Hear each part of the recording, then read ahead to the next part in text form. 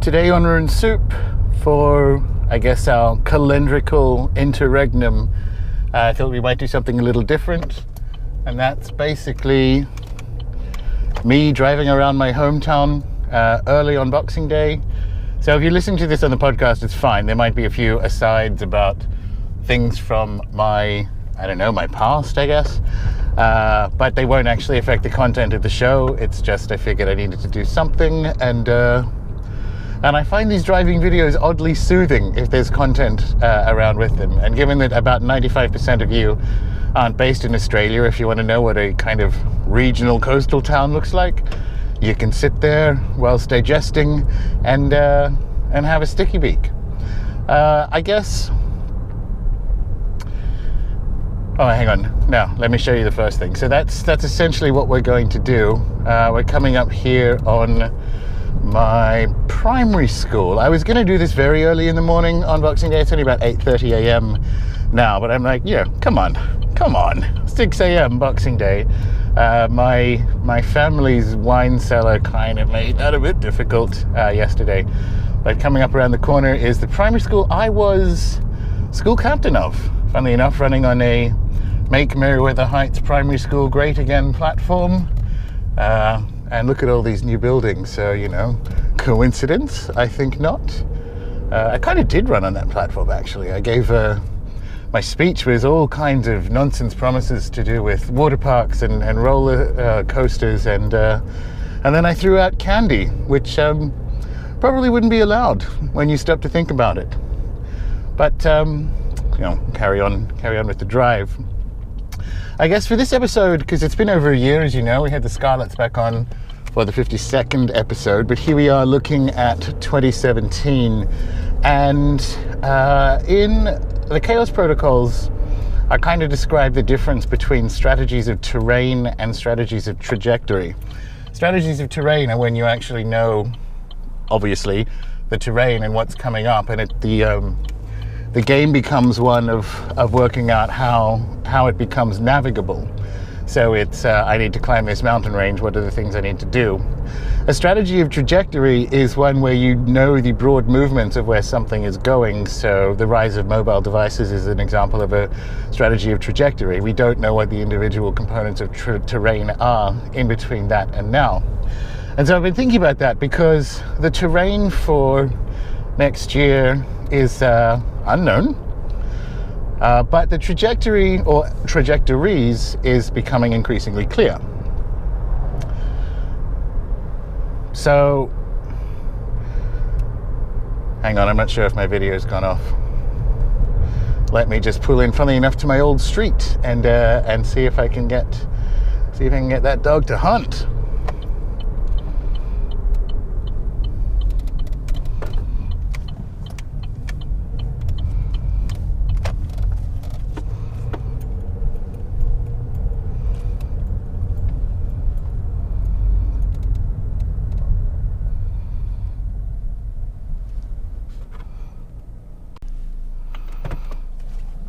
Yep, it worked. And I guess returning to the strategies of terrain and trajectory, not only do we kind of have clarification on some of the trajectories for 2017, but I guess I have clarity or improving or increasing clarity on what a post-blog looks like, what's worked in the combination of podcasts and videos and newsletters and the blog and the Facebook page and so on. And it does seem to be a thing that is kind of capable of holding conversation. And more than that, particularly as we switch towards kind of more AV consumption, it is, I guess, this is a weird way of describing it, it seems capable of analogizing, if you will, praxis and discovery. It's been really interesting running the podcast and having people say, I just found you, or I've just found this guest and I've bought his or her books and I'm really into this, and having some of those ideas filter into either people's worldviews or their practice or just things that generally improve their life. So sorry, this is maybe I should have done this very early in the morning, but it's all good. This is my old house coming up on the left. with the guy with the weird moustache who I guess owns it now. You know, sunrise, sunset. Yeah, so the question then becomes, as part of the terrain trajectory, what we actually do with it, and I've had some feedback on what that could look like, or what people are after, or what would actually work for them, as you kind of stumble around or stumble towards what a post-blog looks like. And I guess a big part of that, I'm sure you've all felt it, particularly in 2016, is the just general collapse of civil public discourse online. I mean, in theory, in person, although it's been less acute in person. When you see examples of it, it's usually shared with you online, and you think, well, there we go again. It's actually an online collapse in discourse rather than a real one. And in fact, I talked to the only things I really use social media for now, all the action, I'm sure it's the same for you, is in whatever private messaging platform you're using, whether it's Twitter DMs or Facebook Messenger or any of the more paranoid encrypted ones. And that needs to be accounted for, and I think that's because of the ongoing assault on these kind of platforms, as we talk about things like a mind war and so on. And you have to be honest with yourself about whether that trend, speaking of terrain and trajectory, whether that trend is going to improve or whether it's going to get worse. And what do you think? 90%, 95% likely that it's going to get worse?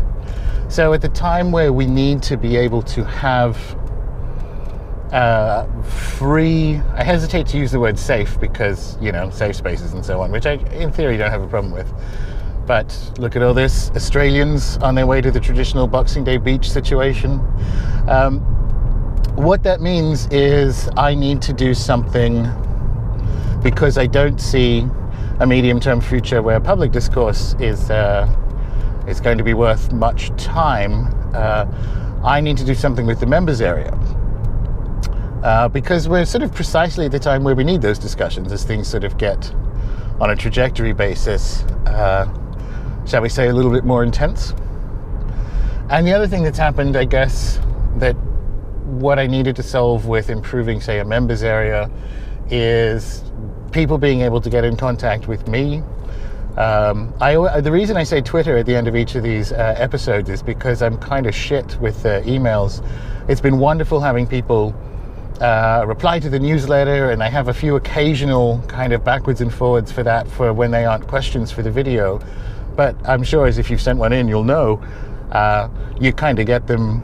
The reality is you get them about half an hour before I sit down to actually record the Q&A, because that's the time I allocate during the week to responding to the newsletter thing. And that just doesn't seem conducive to having decent conversations with people who are interested in leaning forward when it comes to magic and so on.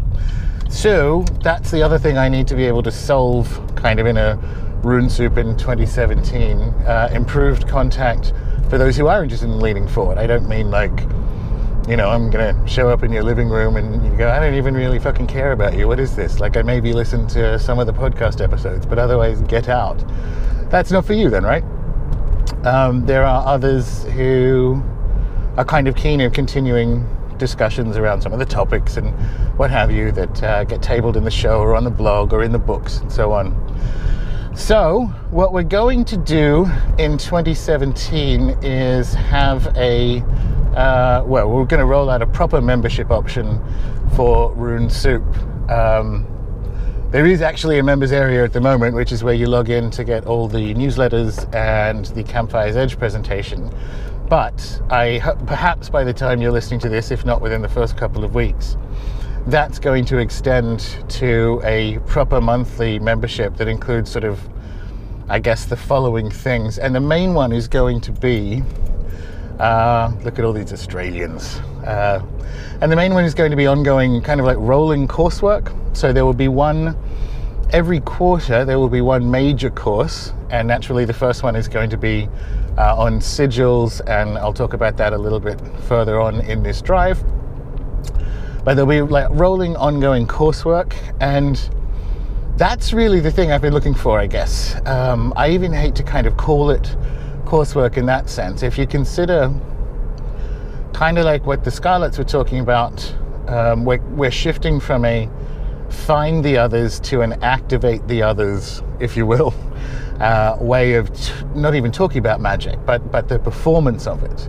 I kind of closed out Pieces of 8 talking about the fact that the order system is a pre-internet solve for the dissemination of magical tech and togetherness, which not only doesn't match this world, it's actually less efficient than digital, but the kind of version 1, if you will, digital coven from the dial-up era, and I'm sure some of you out there like me remember that kind of thing, that hasn't worked either.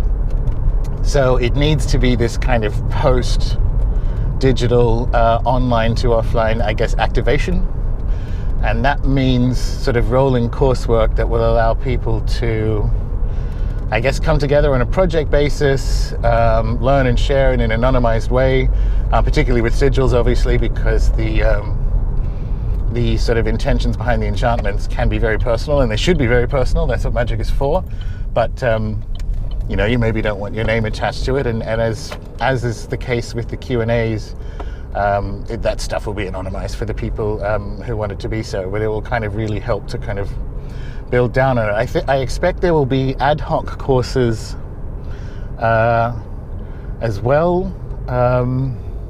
There's a guarantee of sort of one course a quarter, and what the other ones are will kind of depend on, I guess, the people who sign up and the things that they deem to be priorities. The first one will definitely be sigils, and it will include kind of a collation of all the stuff that has been published across multiple books, but the inclusion of timing, astrological timing, and kind of getting yourselves unstuck. There will be a lot of practice on how to construct intentions that sort of hit the goal in a shoaling way, and also kind of good examples of RoboFish and being able to A/B test them and that kind of thing, because it'll be staged and you'll send these things in and you'll actually be able to track which ones work and which ones don't, and what works for you. Because it's really, as I've sort of written before, it's not a discrete practice. Sigil magic in the chaos sense is really more of like a gym or a training or obstacle course, because it essentially just, the way I sort of shop it around, it essentially is a platform for iteration. So it can be performed in a hoodoo sense, it can be performed in a whatever you like kind of sense, and we'll make sure that the course is structured in that way. The other thing, and this comes back to the tile cable videos, which have been, I think, a really interesting exercise. So what are we in, like, we've done almost 30 now, so it's probably about 35 or 40 hours of Q&A response over the last 6 months, and that's been great. One of the things I think that can improve it, because we're starting to get questions that sort of build on previous questions and allow people to have more, deeper answers, I guess, is we're going to put that into a video library. So each, not just on a, obviously you'll be able to access each weekly video, but the actual individual questions and answers on a weekly basis will be carved up by topic, so you can find them based on whatever we happen to be talking about, if it's sigil magic or hauntings or so on. And that's kind of twofold. So it's a resource if you kind of vaguely know, oh, I think we spoke about this a couple of weeks ago, you can go into the members area and find it. But it also means if you do have a question about one of these particular topic areas, you can go and look through and say, okay, so it's covered it this way. This hasn't quite answered what I'm after. And what that should hopefully do is build an improved depth of I guess response or book recommendations or pieces of praxis advice or whatever you want to call it. So that's the first and the second thing. So it'll be yes, the members library and ongoing coursework, minimum of 1 a quarter. And the third one, okay, so the third, I guess, reason for joining the membership, and we'll get to the prices and the different membership levels and so on towards the end. But the other reason, I was having this chat with Austin before, well, it might have been after our 2017 forecast podcast, and I have this theory that, like, because I'm allergic to Patreon, allergic to it. But the blog, and particularly the podcast, costs a lot of money. So when people say, oh, the podcast is free, it's not free, it's negative money, because it costs me a lot. It's free for you, but that's the sort of thing that I need to net out, seeing as it's proved to be a little bit popular. And anyway, so I was talking to Austin, and I have this theory that non-Americans are terrified of Patreon. And I have this theory because I'm terrified of Patreon. But it's just, whenever I go to the US, I panic about tipping. We don't really do it anywhere else in the world, right? At least in the West. And so I either forget and feel terrible about it for days, which is what usually happens with like room cleaners in hotels and so on, because that I know in theory you're supposed to leave $1 a day and all that kind of stuff for the amount of time you stayed there. And I remember it when I get in, but then forget and feel terrible. Or I panic and pay someone like $30 for, you know, like for a $10 taxi ride. So I'm terrible at it. And I think, and Patreon just activates all that all that anxiety in me about tipping. So that's my theory on Patreon. Probably wrong. But that said, I actually get emails from people asking how they can support the site. And historically, the answer has been, well, buy my books. And if people have done that, there's the other part of it. So the membership is an opportunity, if you can consider it coursework and access to a library. The other one is, if you like the site, you can support it and say, I want more of this content to come out. And on that, I mean, let me just sort of break down what's in and isn't in the sort of free and paid membership. The blog, of course, will be completely free, and the posts will be multiple times a week. The podcast will always be free. I view that as kind of not even mine. I view that as an opportunity to have voices that can contribute something in a wider discourse sense put out there. So that will never be paid. It won't be the kind of 1 hour free, 1 hour paid model, which I don't have a problem with, and I'm in fact a subscriber to several of them. It won't be that at all. It's essentially a coursework and support model. And the support is, if you like the podcast, if you're not interested in the video Q&As and you just kind of maybe want to have access to the coursework videos at some stage in the future, then there's the support option to say, yes, that's all good, but I want the other stuff to come out. I get more value out of the podcast or the blog. And the other piece, of course, that's going to remain completely free is the newsletter. So you'll be able to join the All Red Line, and that'll be the weekly geopolitical discussion and so on. But the Q&A piece, which is in it, there might be like 1 or 2 answers that are in the paid, or that are in the free rather, and the other one is in the paid. This is just gonna, seeing as I'm driving around, you might have seen me do a loop. That's because I wanted to go past the baths, and there's a whole one-way system. But I don't know if, because my LCD screen on the back of the GoPro is switched off, I don't know if you can see many of the buildings, but this is the oldest part of Newcastle, and Newcastle is the second oldest sort of separate settlement, like as a proper town in Australia. So it's the second oldest European settlement, as is ever the case with colonies and trying to be first and second or biggest in the southern hemisphere and so on. You can argue the toss on that, and you can argue the toss on that because technically Parramatta in Western Sydney is the second oldest after Sydney, because that's where they had like a governor's house and the first farms and so on. But it's still part of Sydney. That's how Newcastle gets around it. They're like, it's still Sydney though, so we win. And it's just one of those Pavlova debates, if you're familiar with that. And if not, look it up, and then you can see what Australians and New Zealanders spend their time on over many decades. But this is an old, well actually it's obviously a 19th century fort, but it has this delightful cannon that was put in for World War II, which fired once. There was a Japanese submarine trying to get into the harbour, fired once, missed, and that was that was Newcastle's experience of war, at least on its doorstep. Obviously, like the rest of the empire, we lost a boatload of people. Anyway, so getting back, sorry, that's the driving around diversion piece. So that's the kind of split between paid and free. The paid is the courses, the videos, and a general support option as well. Now, in terms of actually how much it costs, the principal goal is to kind of get the whole shebang to pay for itself. So this isn't a bank-breaking situation.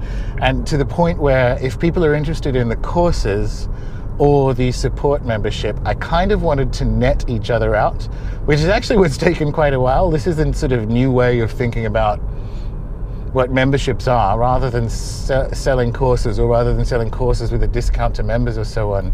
What I wanted to be able to do is you pay once and you get like the stuff you're interested in. So the membership is $10 a month, so whatever that is, 30 something cents a day, US.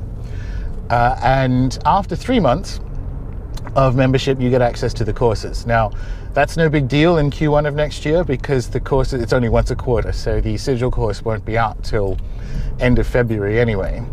But afterwards, so after you've been a member for 3 months or more, you get access to all the courses for all time. So you're either a member and then the courses become free, or if you're just interested in the courses, you pay sort of 3 months in advance. So you pay $30 and you've pre-booked or you've prepaid 3 months of membership, and then you get access to the courses. So it's not, no one loses out by what they're interested in. It's just a kind of straight fee, and you can either be sort of like a course front or course centric, I guess, membership, or not. And there are going to be other pieces that come with the normal membership, which I haven't quite worked out yet. There's going to be, I guess, additional videos about topics that require further elucidation in the Q&As, and they'll either be structured as sort of like 1 or 2 hour courses that will be available. There's also going to be opportunities to alpha read different kind of books or whatever it is I'm working on, and sort of inclusion in ad hoc projects. If you've been following the newsletter from the beginning, I've been trying to find a way to get people who are interested in group prayer projects or that kind of thing to coalesce on a project by project basis without, and the thing I'm trying to avoid is without really having like another digital area you need to monitor or be involved in, like another Facebook group or a forum or something. We need less of them. So the other piece is going to be that, and it can kind of be run, you know, there'll be an invitation that goes out to members, and then it'll either be a time-based or project-based Slack or separate newsletter that everyone can kind of anonymize, reply all to, and so on. So there I'm trying to get sounds weird, I'm trying to get you to spend less time doing digital things, and that's been a really interesting challenge given, you know, my background, digital media and so on. I'm trying to work out how I use digital platforms to analogize or increasingly analogize your magical life. And I think that's going to be it. So there's going to be all those kind of sort of ad hoc or miscellaneous member benefits. Things like I'm giving more presentations next year, like the Campfire's Edge one, and well, it won't be the same one obviously, but I'm giving other presentations, and that'll be there in the members area, and kind of more detailed or academic stuff I find on you know, and the kind of quest to return animism to the big table. That stuff will be thrown up in there for people who are, if you're members, you're interested in kind of depth in the topic areas that Rune Soup covers. So that's where that stuff will be found, and it'll be in a different section when hopefully by the time you read this you can log in and PayPal your membership and have a browse around, and there'll at least be placeholder pages of where a lot of the content is. The library on that, so the library will build over time. Vimeo, even at a paid version, has a minimum, or rather a maximum amount you can upload per week. So I will gradually cut and shovel the historic tile cable videos up into the library as uploads allow. And yeah, so that's what I think. That's what I think we should we should do with it. It won't actually represent much change to kind of casual listeners or casual readers in the slightest, because again, the blog and the podcast will be free, and same thing with the newsletter.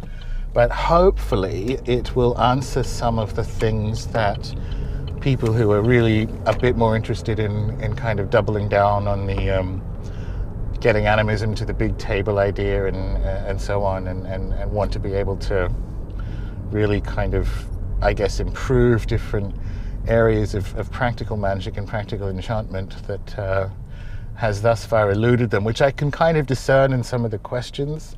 It's really exciting to get people, and thank you for doing it, it's really exciting to get people who say, look, I'm new, so please don't hate me, or whatever. Like, that would happen, you know what I mean. But people are kind of saying, I'm new and I'm giving this a shot, please present clarification on this. And it's going to be for them, particularly if the course is broad enough, like sigils will be, and then whatever the other topic areas are, and members will be able to contribute on that. Then you will not only have the full course and the videos and be able to kind of come through sequentially and have feedback on each step, but you'll also, as I said, be able to ask specific questions around it, like, am I doing this right, or can I do this instead, and so on. It's a really interesting, I think it's the only way it works. Again, this has been a long time in the thinking, because practical enchantment. Right, so you may have noticed we respawned. I'd love to play Mercury retrograde, but there's something wrong with the SD card that goes in this GoPro, so that it kind of cuts at the 11-minute 49-second mark, and I've done all the things you're supposed to do, reformat and so on. I think it's just generally faulty, so I can't blame old Merc. Frustratingly, I bought it at Heathrow on the return to Australia, so I also can't return it. So I'm going to switch up the card and see if I can't finish those last goddamn 5 minutes of what we were talking about. And what we were talking about is why I think this particular sort of configuration of coursework in a post-digital world works better. And to explain that, I kind of need to, I guess, double down on what I mean by the order model being a pre-internet solution, particularly in the Victorian sort of mode, which we're still largely in. And it's one where the information is kind of believed to be secret. There is no internet. Only a certain kind of person has either the time or the money to kind of delve around in the British Library and get the texts, and then you kind of join up and you get all this sort of secret woo information, and it's the transmission of it that's the magical act.